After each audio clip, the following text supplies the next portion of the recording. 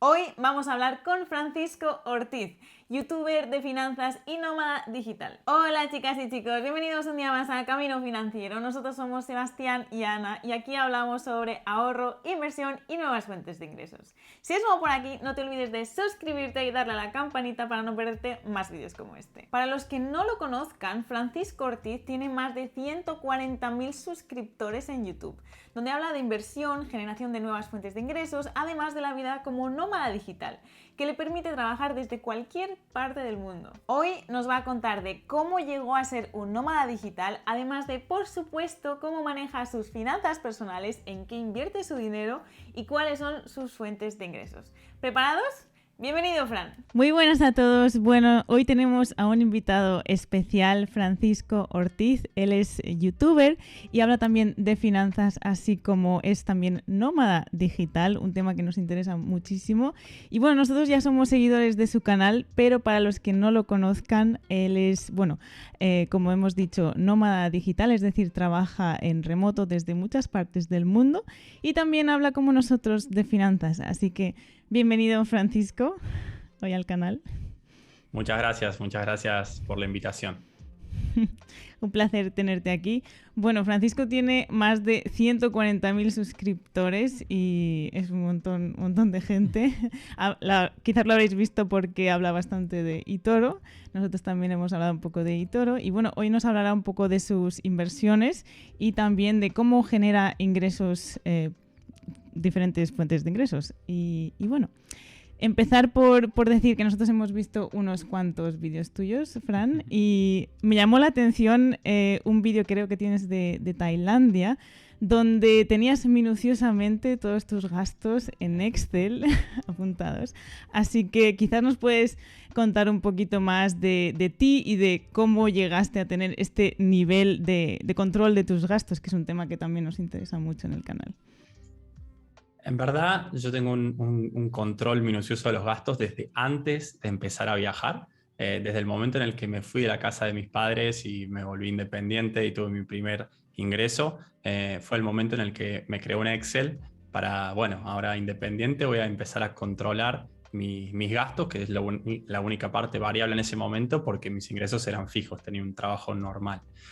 Y después, 2 años después, cuando empecé a viajar, todo se complicaba mucho más, había un montón de monedas que medir, tipos de cambio, etcétera. Así que ahí empecé a hacer más minuciosa el control, más minucioso el control. Para eso creé un Excel bastante básico para poder efectivamente llevarlo en el día a día, que tiene 5 columnas, las cinco categorías de gastos: comida, alojamiento, transporte, turismo y otros. Y en el día a día, más que nada, voy anotando lo que voy gastando, y hago el cambio de moneda. Yo llevo todo en dólares porque es la moneda en la que me manejo.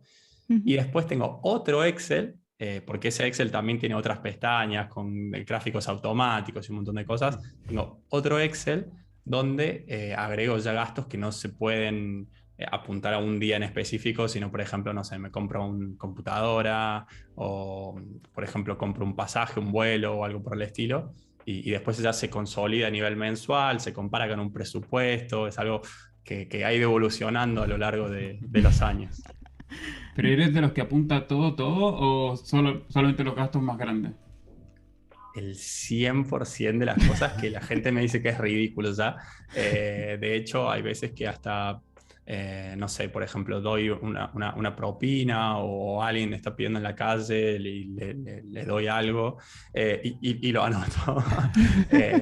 Lo único que me he relajado un poco es que capaz ya no es siempre con todos los centavos Ah. cuando hago el cambio de moneda, sino, bueno, redondeo, no sé, en lugar de 3,54 pongo 4, redondeo para Cuatro. arriba, pero nada más. Impresionante. Bueno, y cuéntanos un poco tu historia, cómo llegaste, bueno, eres de Argentina, ¿no? ¿Cómo llegaste a independizarte en el sentido de poder vivir donde tú quisieras un poco? Yo estudié administración y mi primer trabajo fue como consultor de marketing en una empresa bastante grande, y un año fue suficiente para darme cuenta que no era el estilo de vida que yo quería, estar todo el día encerrado en la oficina. Trabajé casi un año más en una startup también parecido, ambos en Buenos Aires, y en verdad decidí empezar a viajar antes de tener un ingreso online. Me lancé un poco al vacío con ahorros. Yo le llamé en ese momento como un periodo de desintoxicación de la vida de oficina, donde más que nada el foco era viajar. Y bueno, obviamente los ahorros en un momento me di cuenta que se iban a acabar, tenía todo medido, como hablamos recién, así que dije, bueno, algo tengo que hacer. Tenía un blog de viajes en ese momento, pero no generaba lo suficiente como para vivir de eso.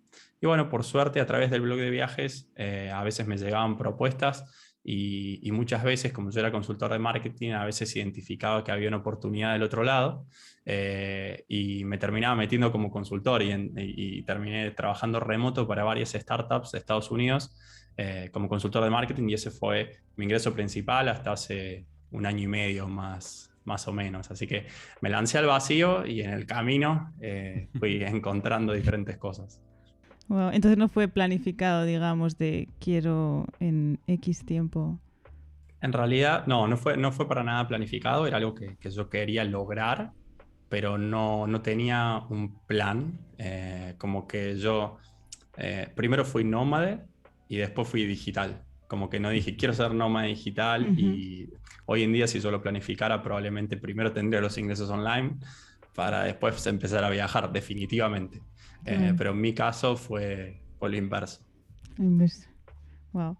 Y bueno, ¿en el mundo de la inversión te iniciaste antes o cuándo más o menos empezaste a invertir? A invertir efectivamente con dinero real. Ahí apenas conseguí mi primer trabajo, creo que era a los 23 años, cuando terminé la universidad. Primera vez que, si bien había trabajado antes, no eran trabajos estables que me pagaran bien. Entonces, a partir de empezar a tener el primer salario fijo, dije, bueno, acá tengo que empezar a invertir porque desde muy chico sabía que no podía depender solamente de un salario.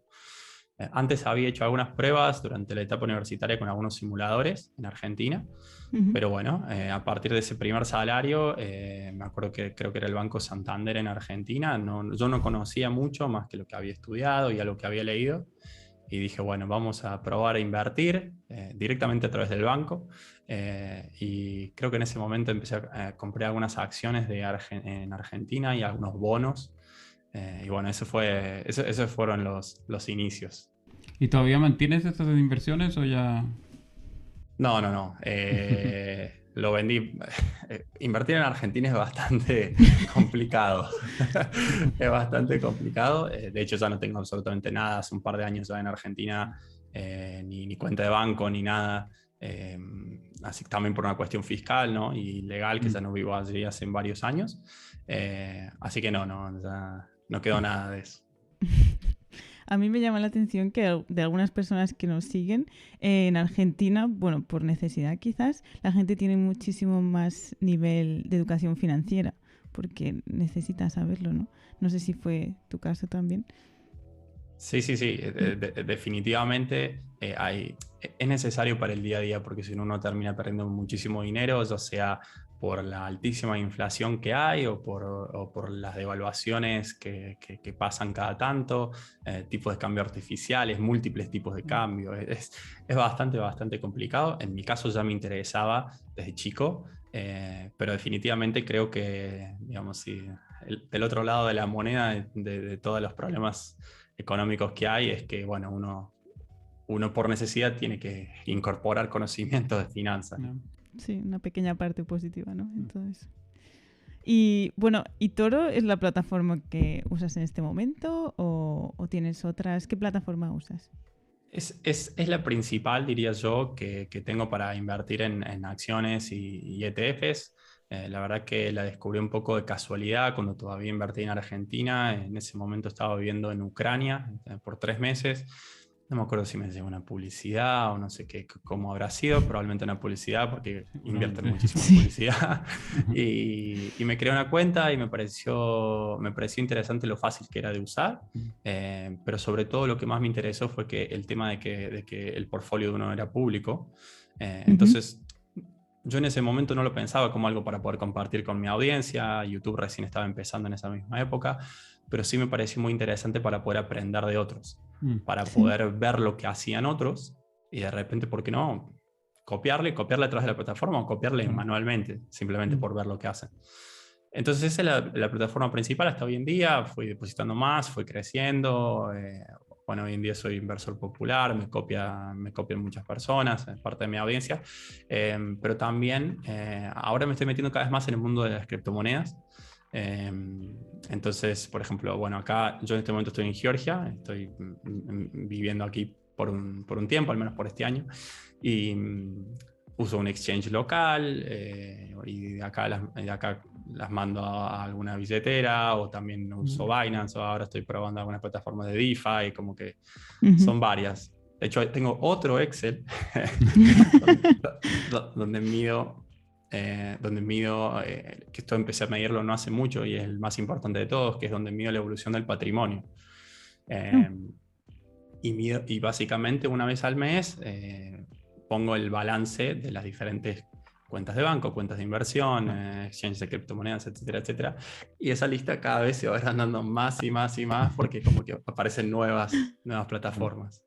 Wow, eso sí que me parece, no sé si incluso más difícil a veces de llevar como el control de las inversiones por todas las plataformas que hay, si a lo mejor compras regularmente.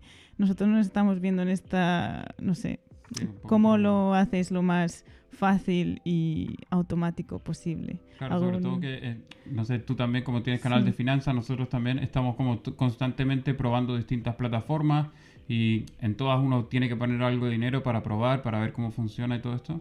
Entonces al final me encuentro que tengo 20, 25 plataformas abiertas, en todas tengo algo de dinero por ahí y ya se me perdió todo, perdí todo el control, ya no sé a cuánto compré, no sé qué hay dentro, es un poco un lío ahí. Sí, lo mismo. De hecho, a mí esto se me empezó a complicar no hace mucho tiempo, porque en principio yo no hacía reseñas de plataformas ni nada, no probaba plataformas nuevas, tenía 2 o 3 para cada cosa, pero últimamente sí he empezado, bueno, vamos a explorar un poco más, me sirve a mí, le sirve a la gente, y bueno, empezó a agrandarse ese Excel. ¿Algún consejo de cómo llevar el control de eso? La verdad que todavía no he descubierto una solución. Lo que sí yo creo, o al menos a mí lo que me funciona, es que tengo muy en claro cuáles son las principales y tengo casi todo mi capital ahí. Y en las otras estoy probando. Si en algún momento veo que alguna es mejor que otra por alguna razón, por ejemplo, gran parte de mis criptos las tenía en BlockFi generando interés sin hacer nada, simplemente holdeando y generando interés. Y cada vez bajan más las tasas. Bueno, ahora estoy viendo si puedo usar Celsius, si puedo pasar al otro lado, como que estoy probando, por eso también estoy probando algunas de DeFi, y bueno, así, ¿no? Pero teniendo en claro cuáles son las principales, como para que, bueno, esta es la que más confío, la que más sirve para mis objetivos, y esta es la que le tengo que prestar atención en el día a día. Después las otras, bueno, también depende de la forma en la que uno invierta, ¿no? Yo invierto a largo plazo, así que no es que estoy todo el día en todas las plataformas volviéndome loco, ¿no? Por los cambios de precio. Claro, ¿inviertes como todos los meses o cuál es tu estrategia de inversión más o menos? Hoy en día sí, invierto bastante porque nuestros ingresos, nosotros manejamos las finanzas juntos con mi novia, ella es blogger de viaje también, full time, o sea, creadora de contenido. Y nuestros ingresos en estos últimos 12 meses más o menos han crecido mucho, pero nuestros gastos no, porque los tenemos controlados. Así que nuestra capacidad de ahorro ha aumentado muchísimo y sí, en un momento empezamos digamos, a acumular efectivos sin usar, que no tenía ningún sentido. Así que yo he empezado a forzar a tener que invertir sí o sí todos los meses, como mínimo una cierta cantidad. Y nada, por ahora va bien. Pero ¿y desde el principio lo hiciste de esa manera, de invertir una cantidad fija o al principio invertías cuando podías? Al principio invertía más que nada cuando podía. Yo siempre fui muy consciente de tener un buen colchón, un buen fondo de emergencia. Entonces, por mucho tiempo tenía la gran parte de mi dinero en efectivo, en diferentes cuentas de banco, porque justamente vivía como en mucha incertidumbre, ¿no? Yo vivía viajando con ingresos que no eran estables. Y si bien hoy en día no son estables, la capacidad de ahorro es tan grande que que no hay problema, ¿no? Entonces, hoy en día sí, yo me puedo dar el lujo de invertir mes a mes, pero en ese momento, al inicio, digamos que depositaba cuando podía, cuando me parecía, no tenía un plan estructurado. No es como se debería hacer, pero bueno, mis ingresos no eran predecibles y mis gastos tampoco tanto. Ujú. ¿Y nos podrías decir un poco más o menos en porcentaje cuáles son tus inversiones? Sí. Bueno, salen de ese Excel de patrimonio, ¿no? Que también tiene gráficos automáticos, evolución y todo. Habrá que ver ese Excel en Muy algún sí. momento. El de gastos, en algún momento se lo compartí a mis seguidores gratis, así de... Vale oro, eso seguro. Entonces, la composición. Esto de nuevo es entre ambos porque lo manejamos juntos con mi novia. Tenemos hoy en día del patrimonio total alrededor de el 20% entre efectivo y digamos activos muy líquidos como puede ser un plazo fijo, un depósito a plazo, 20%. Después tenemos 50% entre acciones y ETFs, que ese 50% probablemente el 90%, o sea, el 45% son acciones individuales y un poquito de ETFs que hay que ir aumentando. Ujú. Es bastante riesgoso, como van a ver, más allá del 20% que está, digamos, en efectivo. Después tenemos 20% en criptomonedas, que ha crecido mucho, no era el plan, pero Claro. ha crecido mucho. Y de ese 20%, el 90%, o sea, el 18% está simplemente holdeando sin hacer nada y capaz con un poquitito es que yo he empezado a jugar ahora, a probar diferentes cosas. Y después tenemos un 10% para terminar de una propiedad que empezamos a pagar este año, que va a estar lista recién en el 2023. Entonces nosotros tuvimos que hacer un adelanto del 20% y pagamos todos los meses una cuota y bueno, cuando contra entrega pagamos la otra mitad, el 50% que nos queda. Así que estamos obligados también, de alguna manera, a invertir en propiedad todos los meses poniendo esa cuota. Por eso me gustó ese plan de pago. Y eso creo que ya está. Ese es el 100%, 10% de propiedad, 20% efectivo de depósito a plazo, que tenemos que aumentar el porcentaje de depósito a plazo porque la mayoría está simplemente sin hacer nada.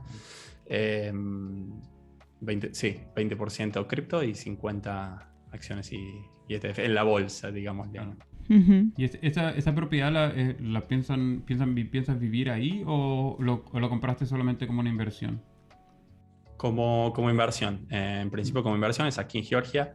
Y después de haber vivido un año hemos decidido que no nos termina de cerrar, el país no nos termina de gustar como para tener una vida, digamos, estable a largo plazo, más allá de que en verdad todavía ni siquiera sabemos cuándo vamos a parar de viajar o si es que lo vamos a hacer en algún momento. Pero sí lo que sabemos es que por diferentes cuestiones queremos que sea una de nuestras bases, ¿no? Una de nuestras banderas. Y bueno, tener un departamento ayuda. Hoy en día somos residentes fiscales acá, durante todo este año hemos pagado impuestos aquí, así que estamos en la duda si lo vamos a alquilar o no. No sabemos bien, y si no, simplemente será un lugar para nada, tener una base y cada tanto capaz vivir unos meses. Ujú. ¿Cada cuánto más o menos cambiáis de lugar o es como espontáneo? Cada vez menos. Ahora viajamos un poco más lento, trabajamos un poco más.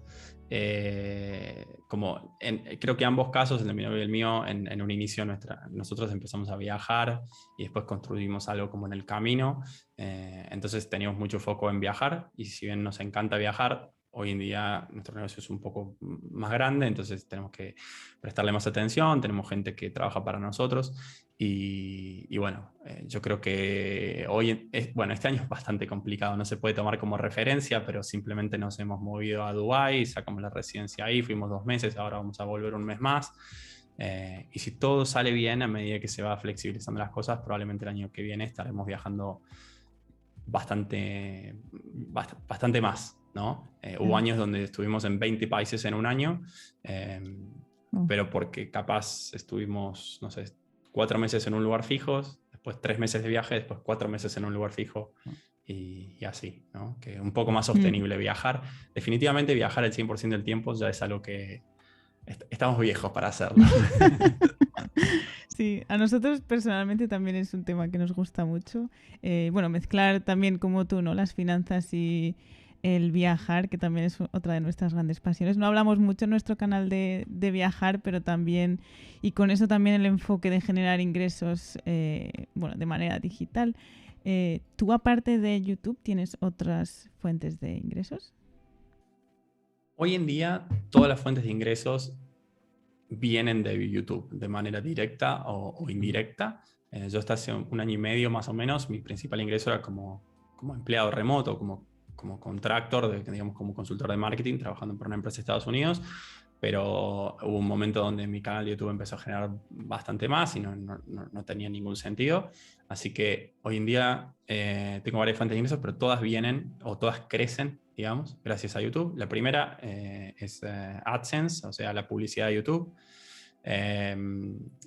Desde hace un año más o menos está entre $3.500 y $4.500 por mes. Mis suscriptores han crecido, pero en realidad mis visitas son las mismas que hace un año, así que por eso es que este número no ha crecido. Después mi principal ingreso es con marketing de afiliados. Yo empecé con el blog de viajes, así que recomiendo, o sea, tengo enlaces de afiliados en diferentes partes, desde seguro de viaje, hoteles, tours, y ahora plataformas de inversión y softwares de marketing, varias cosas. Y esto es muy, muy variable. Tuve meses, este año, por ejemplo, el peor mes creo que fueron $5.000 y el mejor mes como 20 o 21, que fue Wow. yo no lo podía creer. Yo no lo podía creer. Pero eso es marketing de afiliados, esa es la principal fuente de ingresos. Después sigue contenido patrocinado, simplemente cuando una marca paga para aparecer en algún video o en las redes sociales, etcétera. Hago muy poco, creo que tengo 6 o 7 videos en toda la historia del canal, creo que este año fueron 4 videos. Después la siguiente es clientes, que bueno, eso hasta hace un año y medio era mi principal fuente de ingresos, ¿no? Porque trabajaba con clientes. Hoy en día, este año solamente tuve un cliente, un amigo que me pidió una consultoría para una startup que él estaba trabajando, nada más. Después tengo como Popular Investor de eToro, tengo un ingreso que si bien es por eToro, de alguna forma ha crecido gracias a mi canal, si no nadie me conocería, que hasta hace poco era fijo $800 y ahora como me copian con más de $500,000, es un 2% anual sobre el capital total con el que me copian. Por suerte va creciendo. Y el último es un curso. Tenemos un curso con mi novia donde enseñamos a crear un blog o un canal de YouTube como un negocio, básicamente como creadores de contenido, o usar el contenido también para conseguir trabajos remotos, clientes en el exterior, etc. Y la verdad es que le deberíamos prestar más atención. Tenemos 60 alumnos, 10 países diferentes y tenemos 3 personas creo que ya en un año viven del contenido 100%. Pero todavía, o al menos por el momento, no es un ingreso muy grande, porque hasta ahora hemos hecho creo que 2 lanzamientos por año, más o menos. Entonces, bueno, claro, por varios meses no hay ingresos, después un mes hay buenos ingresos, pero nada del otro mundo por ahora. El año que viene creo que le podríamos meter más empuje a eso. Es muy interesante porque eres muy transparente con todas las finanzas. Entonces, también uno puede decir, pues esto lo puedo hacer yo, ¿no? O puedo seguir un poco tus pasos, y creo que lo hace también muy auténtico tu canal por eso. ¿Y todas las fuentes de ingresos las mantienes activamente o hay algunas que son más pasivas, otras que van generando ingresos solos? Como obviamente el caso de YouTube, está subiendo contenido constantemente, pero por ejemplo el blog de viajes, ¿eso todavía lo mantienes de forma activa? Es una gran pregunta porque hay mucha confusión alrededor de qué es un ingreso pasivo y qué no es un ingreso pasivo. El blog de viajes está bastante abandonado y diría que hoy en día genera prácticamente nada. Pero yo considero 100% pasivo, yo considero que solamente, no sé, el alquiler de una propiedad o los dividendos de acciones, etc. Ahora, ¿qué pasa? gran parte de mis ingresos de YouTube no vienen por los videos que yo creo en ese mismo mes, ¿no? Gran parte o la gran mayoría de mis ingresos vienen por videos que capaz yo hice el año pasado o hace un año y medio. Entonces, eso solo considero de alguna forma ingresos pasivos porque hay algunos. Puntualmente. Yo tengo un video, por ejemplo, que se llama Cómo comprar acciones para principiantes o Cómo comprar acciones paso a paso, que posiciona número 1 para la gente que busca en YouTube, para la gente que busca cómo comprar acciones. Entonces ese video tiene más de 1 millón de visitas y ese video genera más de $1000 todos los meses, desde hace un año y medio. Es una locura, es un video. Y capaz el video que hago este domingo genera $30. Entonces, no. Pero claro, uno nunca sabe. Uno nunca sabe, ¿no? Capaz el de dentro de 15 días puede ser otro, ojalá, otro que funcione muy bien, ¿no? Entonces, si bien yo sigo manteniendo el canal, obviamente, porque quiero crecer y todo, considero que gran parte de los ingresos son pasivos porque es contenido que generé bastante antes.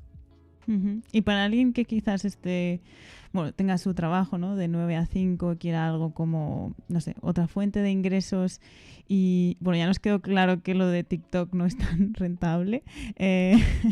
¿YouTube elegirías como fuente de ingresos?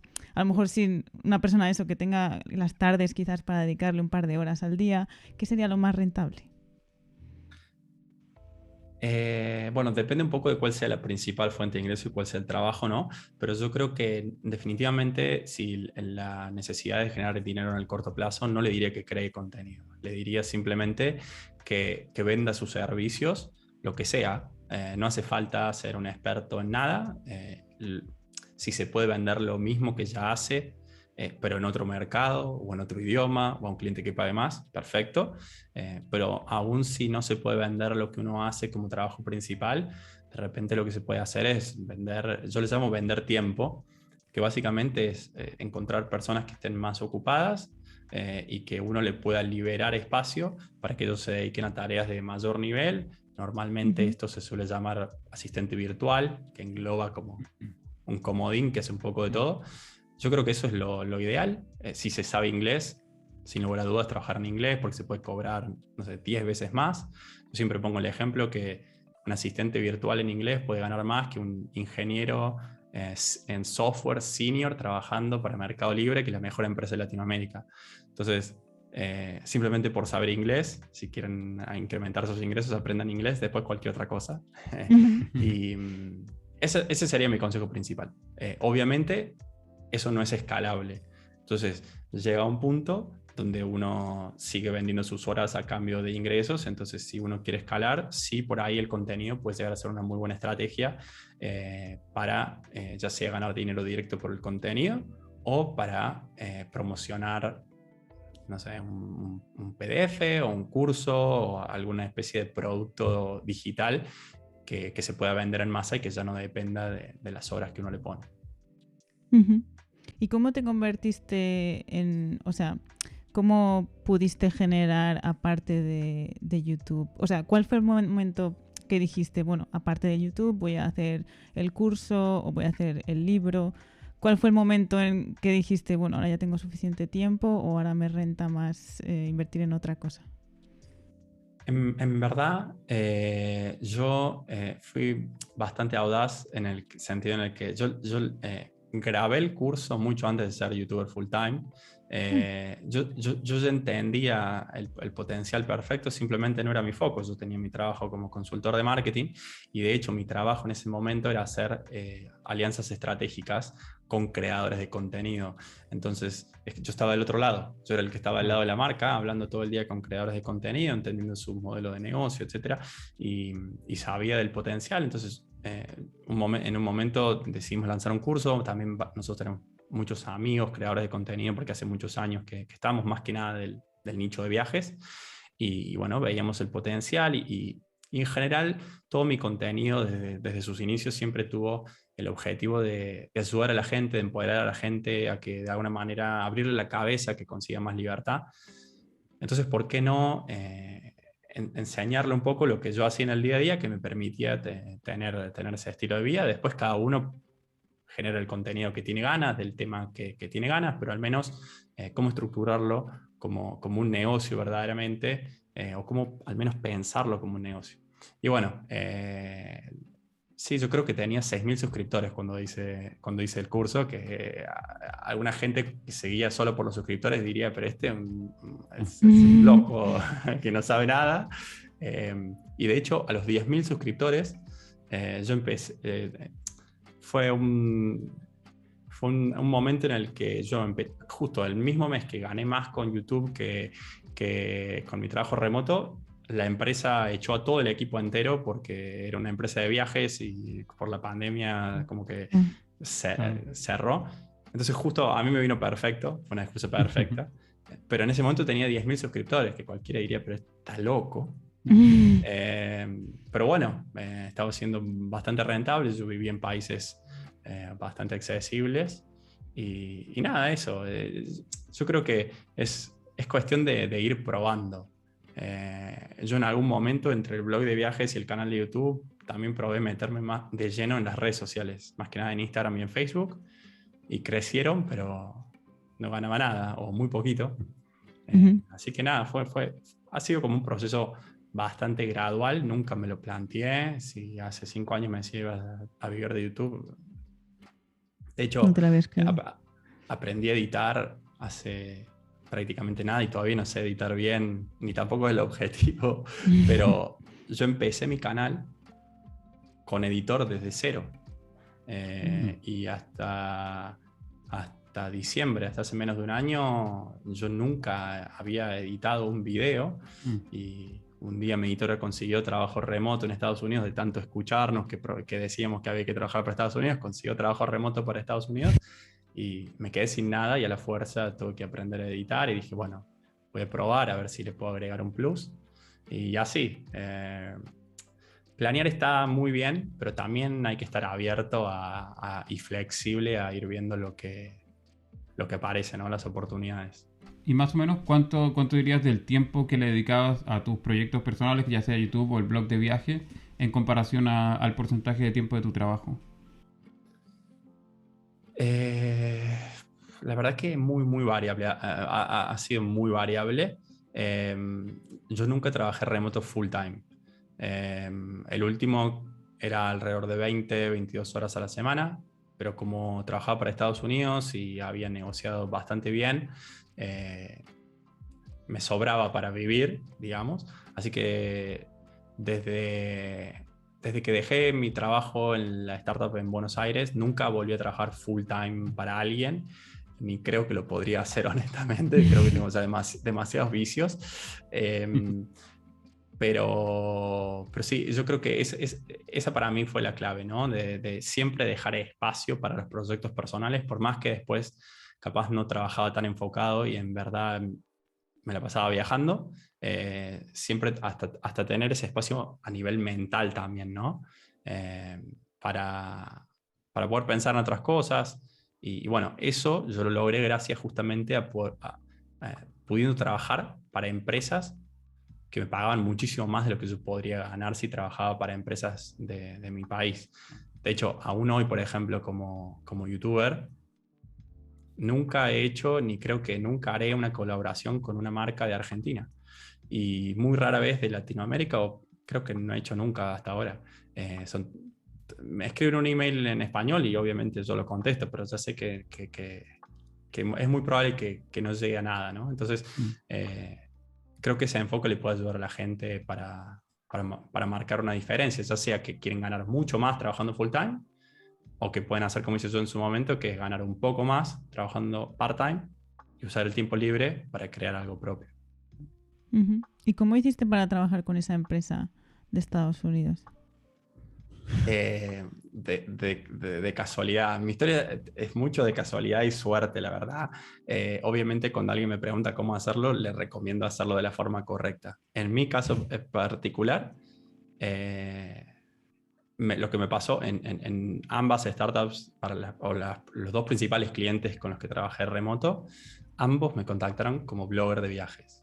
Y cuando me contactaron como blogger de viajes, en el medio de la negociación, yo me di cuenta que no tenían ni idea del mercado Latinoamérica, hispanohablante en general. Entonces, cuando me di cuenta que no tenían ni idea, dije, yo los puedo ayudar. y como tenía una buena red de contactos, bueno, de alguna forma u otra terminé dentro de la empresa haciendo alianzas estratégicas para Latinoamérica.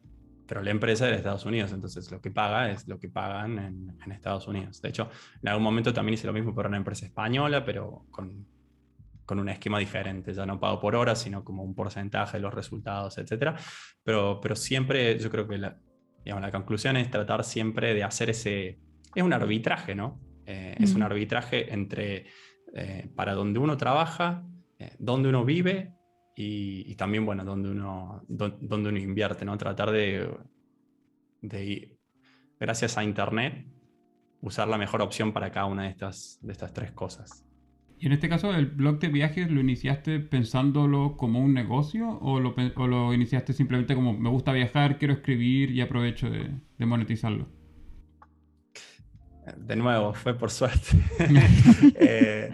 Mi blog de viajes, yo hice 3 work and travel durante mi etapa universitaria en Estados Unidos. Y esas experiencias a nivel personal me habían ayudado a crecer mucho como persona. Y creé un blog gratuito en ese momento en Blogger, que era .blogspot.com, porque quería compartir esas experiencias, porque por ahí a otra gente le podía servir y le podía ayudar. En un momento me parecía como poco serio, por más que no ganaba nada, me parecía como poco serio tener .blogspot, así que me compré un dominio, pagué un hosting y como que ahí aprendí así probando. Cuando yo todavía trabajaba para la startup de comercio electrónico en Buenos Aires, un día un post se viralizó, nunca supe cómo, y yo en ese momento tenía por un día tuve más tráfico que creo que, bueno, en Chile es conocido, se llama Linio. Sí. Yo fui parte del equipo como que lanzó de los 10 primeros empleados de Linio en Argentina. Durante un día yo tenía más tráfico que Linio y el mío era un blog de viajes que no lo conocía nadie. Entonces ahí me llegaron un par de propuestas y ahí recién empecé a pensar, si bien no salió nada, ahí recién empecé a pensarlo como, pero yo también lo puedo hacer. Veía a otra gente que lo hacía, pero todavía esto de la creator economy, de los creadores de contenido generando ingresos, estamos hablando 2013, 2014, no era... Sí, había algunos bloggers de viaje. En cambio, por ejemplo, del otro lado, mi novia terminó la universidad y empezó el blog de viajes con el objetivo de nunca tener un trabajo de verdad. Entonces siempre lo vio como un negocio, ¿no? Pero en mi caso no, en mi caso se dio así un poco por casualidad. Sí, a nosotros nos pasó algo también parecido, bueno, a pequeña escala, de tener un blog y bueno, que no tenía nada de visitas, y luego pues un día, al cabo del año, ¿no? Que de repente algún post pues le va bien, pero también es porque necesitas muchísimo contenido y volviendo a lo de tener un proyecto personal que le dedicas un poco cada día, pero yo creo que por lo menos la gente en general que quiera a lo mejor destinar a un proyecto personal tiene que dedicarle como por lo menos un año, yo creo, como de tiempo, porque requiere mucha paciencia. Sí, por eso yo dije, si la necesidad de generar ingreso en el corto plazo, trabajen para alguien. Si después quieren crear algo que tenga posibilidad de escalar, pueden hacer algo por su cuenta, pero con paciencia, porque un año, si lo hacen muy bien, si no tienen ni idea de lo que están haciendo, como dice yo en su momento, pero muchos años. De hecho, yo abrí el blog en diciembre del 2012 y yo puedo decir que vivo 100% del contenido hace un año y medio, desde el 2020. Obviamente que si yo empezara hoy, capaz me demora 1 o 2 años con todo lo que sé, empezando acompañado con alguien. Pero a mí me llevó mucho tiempo. A mi novia también le llevó bastante tiempo y ella hizo exactamente lo mismo. Trabajaba como asistente virtual, después consultora de Pinterest, etc. Hasta que hace como 3 años más o menos vive de su blog de viajes, ¿no? Claro, que de hecho el otro día estábamos mirando como distintos canales de YouTube y eso, y hay un montón de gente que pierde un poco la paciencia, te gana un poco el tema de que ya llevo 6 meses, 7 meses, 8 meses y todavía no genero la cantidad de dinero que me hubiese gustado generar y lo dejan tirado y hay un montón de canales de YouTube que ya ahora son fantasmas y se quedan ahí como cementerios de vídeos que ya nunca más nadie más los coge. ¿Qué dices? Qué pena, ¿no? Pero claro, tenían potencial, iban súper bien y la gente se rindió antes de tiempo. Sí, yo creo que hay que pensar capaz en 100 piezas de contenido. Es mucho, pero puede llegar a ser una buena métrica como para, bueno, si después de 100 videos o lo que sea no consigo nada. Otra cosa muy, muy importante es entender cómo funcionan las plataformas. No es lo mismo Instagram que TikTok, que YouTube, que un blog. Son completamente diferentes. Si pueden elegir idealmente, mi consejo, mi humilde consejo es tratar de elegir o un blog o un canal de YouTube. Es contenido a largo plazo que puede crecer en el tiempo, el resto es muy efímero y mucho más difícil de monetizar también. Sí. Bueno, ya nos estamos quedando sin tiempo. Queríamos dejarte unos minutos para que la gente que no te conozca quizás les digas dónde te pueden encontrar. Bueno, en YouTube Francisco Ortiz, que es mi nombre, y en el resto de las redes sociales todavía quedó el nombre del blog, que es Viajando con Fran. Así que me pueden ir a buscar por ahí, pero YouTube hoy en día es mi plataforma principal y sobre todo si les interesan todos los temas de finanzas, YouTube es donde hablo de esos temas. El resto todavía sigue siendo un poco más de viajes. En Twitter hablo un poco de todo, pero bueno, no con mucha consistencia. Pues eso, definitivamente visitad su canal, el canal de Fran. A nosotros nos gusta mucho por eso, porque hace también muchas reviews de países, por ejemplo, donde quedarse a largo plazo, como nómada digital si es que te interesa el tema, o también de inversión y bueno, fuentes de ingresos. Así que muchas gracias, Fran, por estar con nosotros hoy, por tu tiempo. Ha sido un placer conocerte y bueno, nos vemos pronto. Bueno, muchas gracias por la invitación. Y hasta aquí la entrevista con Francisco Ortiz. Ha sido un auténtico placer hablar con él. Te dejamos su canal de YouTube en la descripción para que vayas a ver sus vídeos. Coméntanos abajo, ¿te gusta este formato de vídeos? Y si es así, ¿a quién te gustaría que invitásemos al canal? Recuerda suscribirte para estar atento a más vídeos como este y nosotros nos vemos en el próximo. ¡Hasta pronto! Chao. Chao.